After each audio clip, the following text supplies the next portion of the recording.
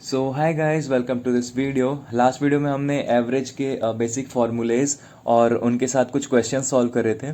और आज की वीडियो में हमारा मेन टॉपिक होगा वेटेड एवरेज। और फिर हम वेटेड एवरेज के क्वेश्चंस और बेसिकली एवरेज के नॉर्मल क्वेश्चंस को मिक्स करके देखेंगे, सॉल्व करेंगे। एंड आज की इस वीडियो में एवरेज ख़त्म हो जाएगा। सो अगर आपको एवरेज के बेसिक फार्मूलेज नहीं आते हैं तो आप पिछली वीडियो जा करके देख सकते हो। बट अगर आपको नहीं देखनी तो इस वीडियो में हम उसे सॉल्व कराते हैं। ठीक है, सो बढ़ते हैं हम नेक्स्ट स्लाइड पे। या सो सबसे पहले वेटेड एवरेज का फॉर्मूला देखते हैं। वेटेड एवरेज का फॉर्मूला ये नीचे आप x bar is equals to W1 X1 plus W2 X2 and so on करके, ये देख के डरना नहीं गाइस। ये जब क्वेश्चन कराऊंगा ना तो ये बहुत ईजी होता है, बस यहाँ पर दिखाने के लिए है ये सिग्मा और ये सारी चीज़ें। सो सबसे पहले वेटेड एवरेज का फॉर्मूला क्या होता है? Sum of weighted terms upon total number of terms. Okay, sum of weighted terms. चलो एक एग्जांपल से समझते हैं अगले क्वेश्चन को देख करके। ठीक है, कहता है अ क्लास ऑफ 25 स्टूडेंट्स। ठीक है, a class of 25 students took a science test. एक 25 स्टूडेंट की क्लास थी, उसने साइंस टेस्ट दिया। कहता है 10 students had an average slash arithmetic mean score of 80। उसमें से 10 स्टूडेंट जो थे उनका एवरेज जो आया 80 था। ठीक है, जो 10 स्टूडेंट थे, अब उस फॉर्मूले को देखो जो हमने वहाँ पे फॉर्मूला किया है ना, अब उसको मैं आपको यहाँ पर करा के दिखाता हूँ। ठीक है, राइटिंग माइंड मत करना गाइस। ठीक है, यहाँ पे माउस से लिखना पड़ता है, तो आई होप आप समझ सकते हो। तो ठीक है, 10 इंटू 80। पहले ये करते हैं, इनका जो 10 स्टूडेंट्स थे उन्होंने 80 स्कोर किया था, यानी कि इनका जो फाइनल स्कोर हुआ होगा या सम ऑफ देयर स्कोर्स जो हम कह सकते हैं वो तो 800 हुआ होगा। ठीक है, इसको हम कर देते हैं ब्रैकेट में। और अब क्या कह रहा है? अब कहता है the other students had an average score of 60। Other मतलब क्या? 25 थे यहाँ, 25 दिख रहा है आपको। इसमें से क्या कहता है कि 10 जो है, 10 का तो हमें बता दिया, अब रिमेनिंग कितने हुए? 15 हुए ना। 25 थे, 10 चले गए, 15 स्टूडेंट बचे। अब इन 15 स्टूडेंट्स जो हैं, ये जो 15 स्टूडेंट्स हैं हमारे, इनका क्या कहता है कि इनका जो स्कोर है वो 60 था, एवरेज स्कोर। तो एवरेज स्कोर इनका 60 था, तो ये अब जो निकला हमारा, ये total score of the class निकलेगा। ठीक है, ये क्या निकलेगा? Total score of the class. और अपॉन में कितने बच्चे थे टोटल? टोटल बच्चे कितने थे यहाँ पर? 25। तो यहाँ पर क्या कर देंगे? 25। ठीक है, तो यहाँ पर फाइनल क्या होएगा? यहाँ पर फाइनल क्या आएगा बताओ? यहाँ फाइनल आएगा 10 इंटू 80 यानी 800 प्लस 15 इंटू 60, यानी कि 800 प्लस 15 इंटू 60 कितना होता है? 900 होता है। तो यहाँ पर 800 प्लस 900 यानी कि यहाँ पर आएगा 1700। ठीक है, और यहाँ पर नीचे हो जाएगा 25। तो 25 से 1700 को कट करेंगे तो 25 फोर ज़ा 100 एंड 17 फोर ज़ा 68। तो यहाँ से ये जो है ये कट जाएगा 68 टाइम्स में पूरा। ठीक है, और इस क्वेश्चन का आंसर होगा 68। ठीक, 68 जो है इस क्लास का एवरेज स्कोर हो जाएगा। ठीक है गाइस, 68 एवरेज स्कोर हो जाएगा। अब हम एक बार फिर से उस फॉर्मूले पे चलते हैं पीछे। ठीक है, इसे नोट कर लो, मैं पीछे दिखाता हूँ आपको।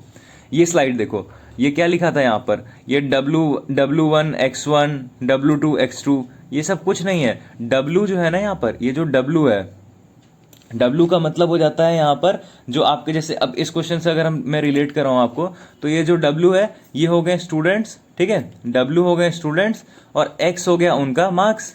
ठीक, तो W1 इसको मान लिया W1, मान लो ये W1 है आपका, ये है X1। ठीक है, W1 इंटू X1 जो यहाँ पर हमने किया, W1 इंटू X1। अब ठीक है, सेम यहाँ पर 15 स्टूडेंट जो रेस्ट बचे थे वो ये हो गया W2, ये 60 जो था ये हो गया X2। सेम यहाँ पर भी इंटू हो गया और प्लस कर दिया, और नीचे W1 प्लस W2 यानी कि 10 प्लस 15, ये जो 25 मैंने लिख रखा है। यही तो फॉर्मूला था, देखो यहाँ पर यही तो फॉर्मूला था, W1 X1 plus W2 X2 upon W1 plus W2। इतना ही फॉर्मूला बना ना इस क्वेश्चन से अगर रिलेट करें तो। बाकी अगर ये क्वेश्चन और आगे जाते जाता तो सेम हम इसको फॉलो कर देते। ठीक है, सो अब बढ़ते हैं नेक्स्ट क्वेश्चन की तरफ। आई होप आपको ये क्लियर हो गया हो। बहुत इजी टॉपिक है गाइज एवरेज। यहाँ से क्वेश्चंस एग्जाम में भी बनते हैं और यही स्कोरिंग एरिया होता है मैथ में। तो अगर आप CUET या IPM 2023 की प्रेप कर रहे हो तो आप ये सारी चीज़ें ध्यान से देखना। और अभी पूरा एक साल हमें जाना है साथ में, तो बहुत सारी वीडियोस अभी आने वाली हैं, तो आप सब पे बने रहना। ठीक है, सो नेक्स्ट क्वेश्चन क्या कहता है, the average weight of a class of 24 students is 35 kg। ठीक है, 24 स्टूडेंट्स से उनका एवरेज 35 है। मतलब कल से भी मैं बता रहा हूँ, जो आप वीडियो ध्यान से देखना, कल वाली वीडियो, उसमें भी मैंने बताया था। देखो क्या करना है, यहाँ पे जो यहाँ सम होता है, सम ऑफ ऑल स्टूडेंट्स या फिर सम ऑफ ऑल ऑब्जर्वेशन, इसको हम x मान लेंगे। ठीक है, इसको हमने क्या मान लिया, x। ठीक, इसको मान लिया x। और यहाँ नीचे क्या था, 24 स्टूडेंट, मतलब नंबर ऑफ ऑब्जर्वेशन, यहाँ पर नंबर ऑफ स्टूडेंट्स हो गए 24। ठीक, शिट राइटिंग गाइस समझ नहीं आएगा, मैं फिर से ट्राई करता हूँ। देखो यहाँ पर x अपॉन यहाँ पर 24 स्टूडेंट्स हो गए, और इनका जो एवरेज था वो था 35 kg। तो 35 इंटू 24 जब हम करेंगे तो यहाँ पर क्या आ जाएगा, 35 इंटू 2700 एंड 35 इंटू 4 140।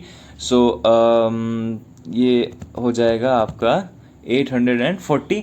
तो यहाँ पर ये जो x की वैल्यू आएगी ये हो जाएगी 840। ठीक है, अब x इज इक्वल्स टू, पहले तो हमने निकाल लिया 840, उसके बाद से if the weight of the teacher be included the average rises by 400 ग्राम। कहता है जो ये 24 स्टूडेंट्स हैं, अगर इसमें टीचर का वेट हम ऐड कर दें तो ये जो एवरेज था 35 kg का, ये 400 ग्राम से बढ़ जाएगा। ठीक है, तो क्या हो जाएगा, 35 kg था तो अब 35 kg 400 ग्राम हो जाएगा। अगर ये 24 जो नंबर ऑफ ऑब्जर्वेशन थे उसमें एक और ऐड हो जाए। ठीक, तो कहता है the weight of the teacher बताना है। ओके, कोई बात नहीं, करते हैं सॉल्व। ठीक है, करेंगे क्या, यहाँ जो 24 था पहले उसको कर देते हैं 25 अपॉन में। ठीक, यहाँ पर सम ऑफ जो वेट था इसमें 840 तो था ही था, यहाँ पर 840 kg जो था, देखो 840 kg था यहाँ पर। इसके साथ हमने और क्या कर दिया, अब यहाँ पर जो अपना एवरेज निकला है, ठीक है, 840 प्लस, अब वेट ऑफ द टीचर को हम y एज्यूम कर लेते हैं। ठीक है, y जो है ये वेट ऑफ द टीचर है, तो 840 plus y upon 25 is equals to what, 35 kg plus 400 gram, that means 35.4 है ना, 35.4 kg। अब क्या करेंगे, 840 plus y is equals to 35.4 into 25। ठीक है, सो 35.4 इंटू 25 करेंगे तो कितना आ जाएगा, 885। ठीक है, इसको मैं इस एरिया को मैं यहाँ सॉल्व करके दिखाता हूँ। ठीक है, यहाँ पर सॉल्व करता हूँ इस बॉक्स में। सो कितना आया, 885। तो अब क्या हुआ, 840 plus y is equals to 885। तो क्या हो जाएगा, y is equals to 885 minus 840 है ना। तो 885 माइनस 840 कितना होता है, 45 है ना, 45। यहाँ पर देखो option A, the right answer will be 45 kg। I hope आपको ये समझ में आ रहा हो, बिकॉज राइटिंग तो आप लोग देख सकते हो।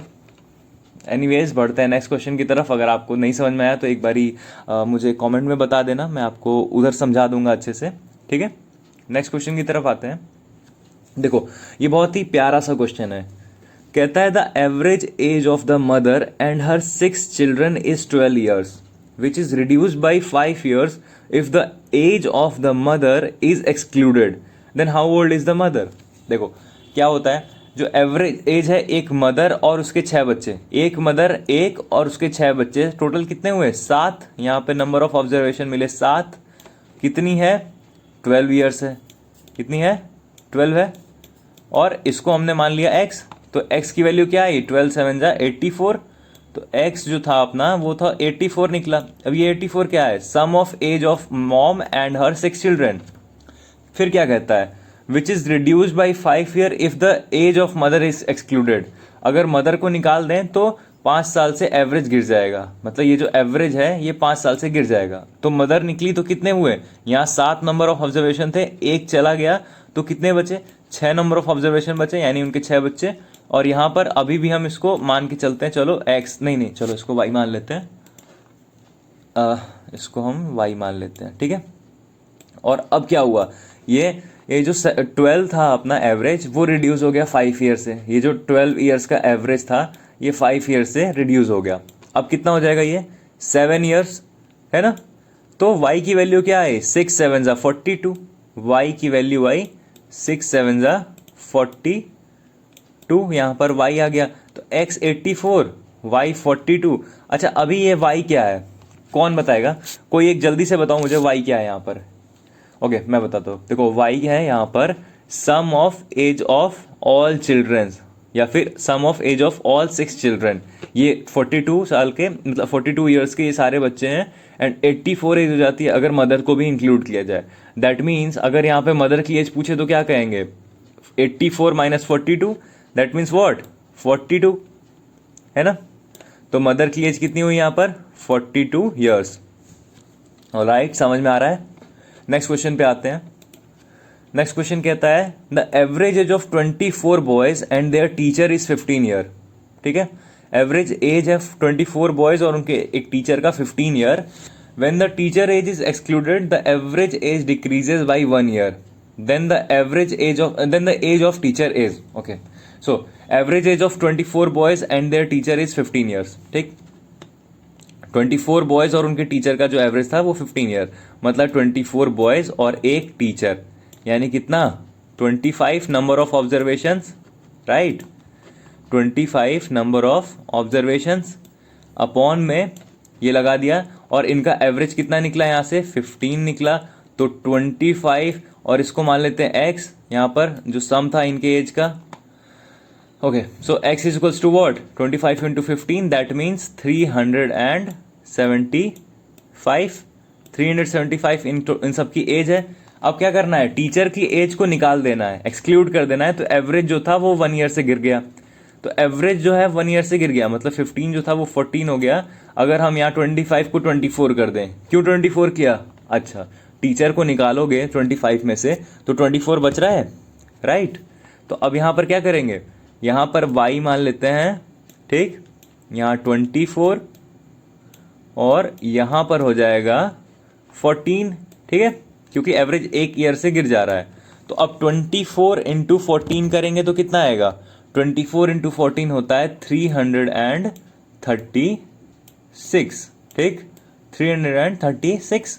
तो अब देखो यहाँ पे भी पिछले क्वेश्चन की तरह, देखो ये क्वेश्चन कराया था एकदम सिमिलर, यहाँ 42 उनके मदर के जो चिल्ड्रंस थे उनकी एज थी, और यहाँ पर ये टोटल एज थी, माइनस किया तो मदर की एज निकली। सिमिलर क्वेश्चन, यहाँ ये बच्चों की एज, यहाँ ये total age including the teacher, तो 375 माइनस 336 कर देंगे अगर हम, तो क्या निकल आएगा यहाँ पर निकल आएगा age of the teacher which is 375 minus 336, that is 39 years, right, 39 years. So this will be the final answer of this question. So next move on the other question. Okay.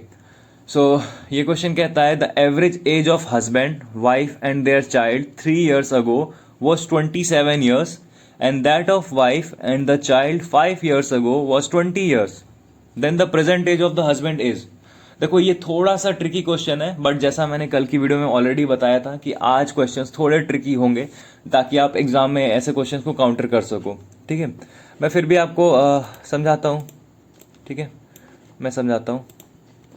या सो average age of husband, wife and their child 3 years ago was 27 year. देखो 3 years पहले 27 का इनका average था, ठीक है, इनका सम मान लेते हैं x, ठीक, इनका एवरेज था 27 और ये थे टोटल 3 लोग।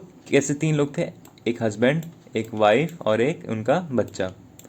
तो ये हुआ x is equals to x upon 3 is equals to 27, तो x is equals to what 27 into 3 that is 81, है ना। x क्या हुआ था 81। देखो अब ये 3 years पहले की बात है। अब थोड़ा सा एक चीज़ देखते हैं, अब प्रेजेंट में आते हैं। अगर 3 साल पहले इन तीनों की जो टोटल एज है वो 81 ईयर्स थी, तो 3 साल बाद क्या होगा, 3 साल बाद जो हस्बैंड था, जो वाइफ थी और जो उनका बच्चा था, वो तीनों 3-3 साल बढ़ेंगे, है ना। तीनों की एज जो है वो 3-3 ईयर्स बढ़ेगी, दैट मीन्स टोटल एज जो बढ़ेगी वो 9 ईयर्स बढ़ेगी, है ना। तो आज जो 3 साल पहले एज बन रही है वो 81 ईयर्स थी अगर इन तीनों की, तो 3 साल बाद इन तीनों की जो एज बनेगी वो बनेगी 81 plus 9 years, that means 90 year. तो आज की एज में अगर मैं देखूं यहाँ से, आज की एज में जो हस्बैंड वाइफ और उनका एक चाइल्ड है वो तीनों मिला करके 90 ईयर्स के हैं, ठीक है, 90 ईयर्स के हैं। तो कहता है, और अब देखो क्वेश्चन आगे पढ़ते हैं, कहता है and that of wife and the child 5 years ago was 20 year। अब देखो आज से 5 साल पहले वाइफ और जो चाइल्ड था उनकी जो एवरेज थी वो 20 years थी, ठीक है। तो ये वाइफ और चाइल्ड, यहाँ इन दो की बात की है, ये एक अपने आप को एक वो मिल गया, हमको क्लू मिल गया। अब वाइफ और चाइल्ड 5 years अगो 20 के थे, यानी 5 साल पहले इन दोनों की जो टोटल एज रही होगी, इसको अगर मैं वाई देखूँ, एक सेकेंड, इसको अगर मैं वाई मान लूँ तो y/2 = 20 रहा होगा 5 साल पहले, है ना। अच्छा 2 क्यों रहा, 2 क्यों रहा? वाइफ और चाइल्ड, यहाँ हस्बैंड की बात नहीं हो रही है, यहाँ सिर्फ इन दो का एवरेज दिया है। दैट मीन्स जो ये y था ये कितना था, ये 40 रहा होगा 5 साल पहले, है ना, 40 रहा होगा। अब अगर जब ये 40 था तो हमें थोड़ा सा एक हिंट याद है यहाँ पर, ये x = 81, ये आज से 3 साल पहले की बात है ना। तो अब यहाँ से एक क्लू निकालते हैं। 81 था, ये 81 क्या था, हस्बैंड वाइफ और चाइल्ड तीनों की एज थी 3 years अगो, और यहाँ पर ये जो 40 निकला है ये वाइफ और चाइल्ड की एज है 5 years अगो। तो 3 years अगो 5 years अगो में 2 year का गैप दिख रहा है। तो इस 2 year में ये जो चाइल्ड और ये जो मदर थी ये दोनों कितना बड़ी होंगी, ये चाइल्ड और ये जो वाइफ दिखा रहा है ये दोनों कितना बड़ी होंगी, 2 years ही बड़ी होंगी। तो यानी टोटल कितना बड़े होंगे दोनों मिला के, 4 years।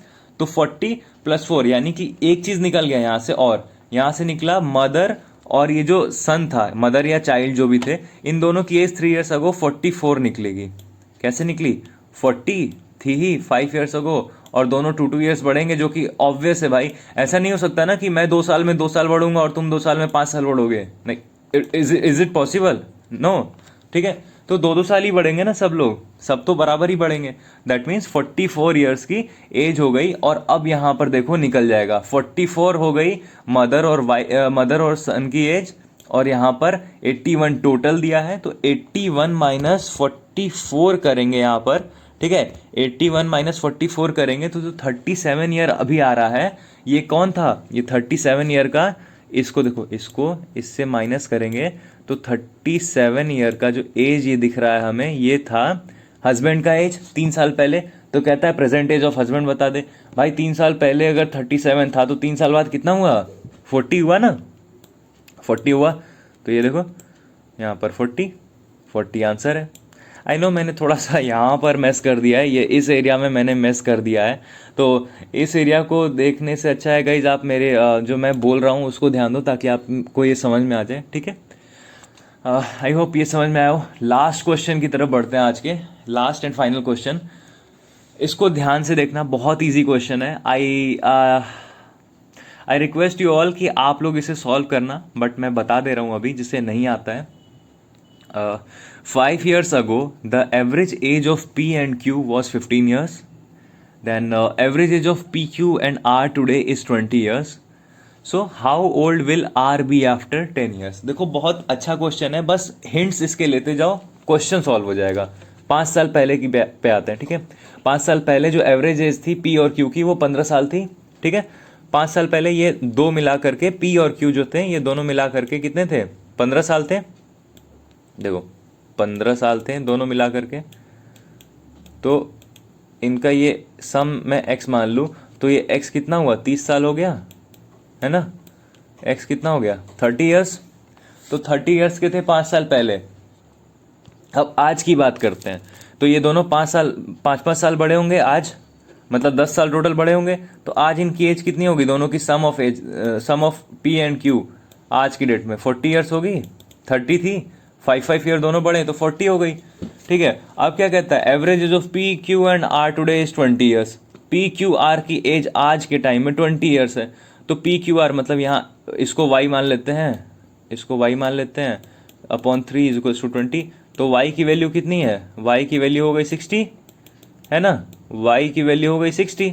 और यहाँ पे P Q की करंट वैल्यू 40 गिवन है, और R की वैल्यू यहाँ से निकल जाएगी, टोटल गिवन है 60 और पी क्यू वैल्यू गिवन है 40।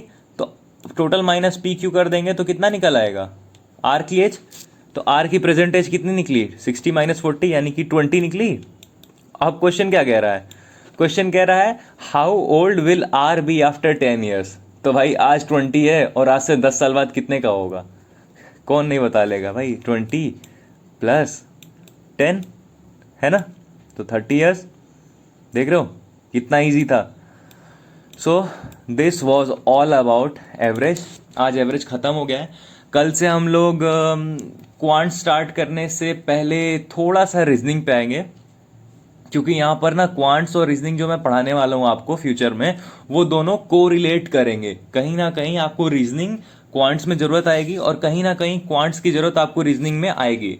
तो इस बात का ध्यान रखना, इसलिए मैं कल से एक रीजनिंग की भी सीरीज स्टार्ट करने वाला हूँ।